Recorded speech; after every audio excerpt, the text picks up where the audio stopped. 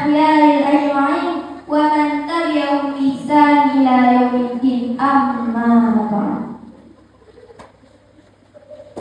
Segala puji kita panjatkan kehadirat Allah Subhanahu wa taala, segala zat yang maha ghafur, zat yang maha syukur, yang telah memberikan kita beribu-ribu nikmat yang tidak terukur. Nikmat iman, nikmat Islam, serta nikmat sehat walafiat, sehingga kita masih sempat berkumpul di tempat yang penuh keberkahan ini. Salawat menyertai salam tak lupa pula kita kirimkan dan kita sanjungkan kepada bintangnya padang pasir, mahkotanya Abdullah, berliannya Siti Aminah, dan kekasihnya Siti Khadijah. Tak lain dan tak bukan Habibana wa Nabiyana wa Syafi'ana wa Maulana Muhammad sallallahu alaihi wasallam. Allahumma salli ala Sayyidina Muhammad. Dialah Nabi yang telah berhasil merintis umatnya dari alam gelap gulita menuju alam yang terang benderang seperti saat ini, atau dengan kata lain, minal dzulumati ilan nur aw ila siratal mustaqim. Ma'asyiral muslimin yang insyaallah dirahmati, dicintai dan dimuliakan oleh Allah Subhanahu wa taala. Berdirinya saya di sini karena tiada kursi. Pada kesempatan kali ini, izinkanlah saya membawakan sebuah ceramah yang berjudul Mensyukuri Segala Nikmatnya Allah. Hadirin wal hadirat yang insyaallah rahmati, dicintai dan dimuliakan oleh Allah Subhanahu wa taala. Siapa yang mengetahui arti bersyukur itu? Bersyukur adalah berterima kasih dan memuji sang pemberi nikmat, yaitu Allah, baik itu secara langsung maupun tidak secara langsung, atas karunia atau kebaikan dari Allah. Bersyukur menjadi perbuatan hati yang mampu membuat banyak orang menjadi damai, tenang, tentram dan bahagia. Dengan bersyukur kita akan mendapatkan kenikmatan serta pahala dari Allah Subhanahu wa taala. Ma'asyiral muslimin yang insyaallah rahmati Allah Subhanahu wa taala. Adapun pengungkapan bersyukur meliputi 3 faktor. Faktor pertama adalah mengakui nikmat dalam batin. Artinya kita meyakini bahwa apa yang kita rasakan, baik itu berbentuk jasmani maupun rohani, itu semua dari Allah Subhanahu wa taala.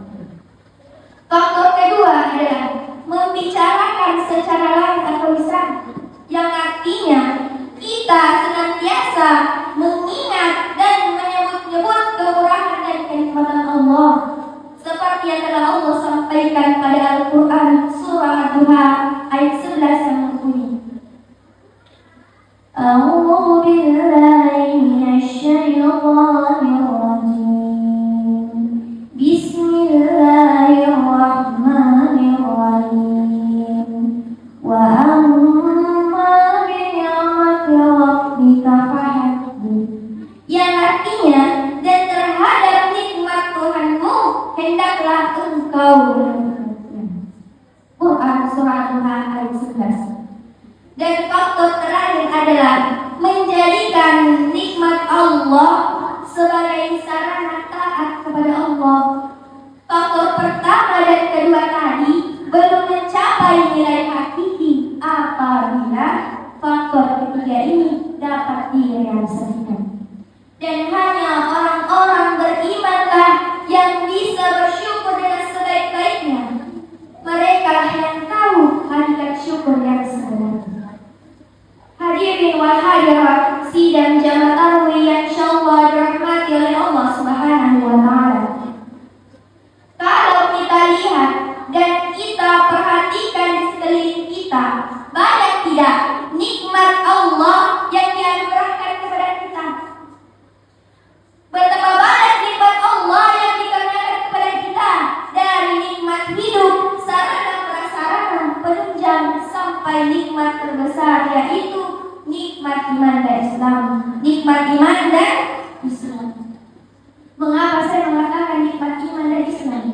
Sebab dengan nikmat inilah manusia dikatakan sebagai makhluk yang sempurna. Nikmat iman dan Islam adalah nikmat tertinggi di kehidupan manusia.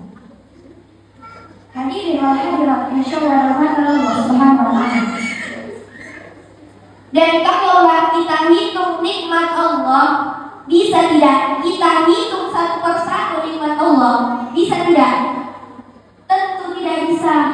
Karena saking banyaknya nikmat tersebut sehingga tak ada orang yang mampu untuk menghitungnya. Allah Subhanahu wa taala berfirman pada Al-Qur'an surah Al-Anfal ayat 18 yang berbunyi Bismillahirrahmanirrahim. Wa in ta'uddu ni'matallahi la tuhsuha. Innallaha laghafurur rahim. Yang artinya, wa in ta'uddu ni'matallahi la tuhsuha. Sesungguhnya jika engkau menghitung nikmat Allah, niscaya engkau tak akan mampu untuk menghitungnya. Innallaha laghafurur rahim. Sesungguhnya Allah benar-benar Maha Pengampun dan Maha Penyayang. Hadirin wal hadirat, insyaallah dirahmati dan dicintai Allah Subhanahu wa taala. Maka dari itu, saya ingin mengajak para muslim dan muslimah untuk belajar bersyukur, belajar mensyukuri nikmat yang diberikan oleh Allah Subhanahu wa taala kepada kita dan belajar mensyukuri apa yang kita terima dari Allah Subhanahu wa taala. Yang saya hormati bapak-bapak dan ibu-ibu serta teman-teman sekalian dan seluruh hadirin yang insyaallah dirahmati oleh Allah Subhanahu wa taala.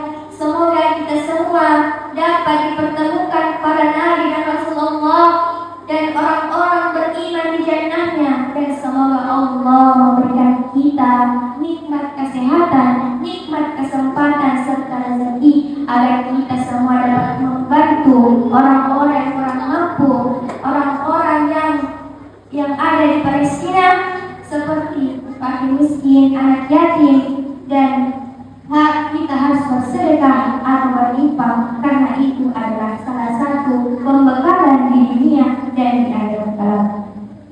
Sebelum saya mengakhiri ceramah ini, alangkah baiknya marilah kita mengirimkan sholawat kepada baginda kita, yakni Rasulullah SAW kepada beliau agar senantiasa kita mendapatkan syafaat dari beliau.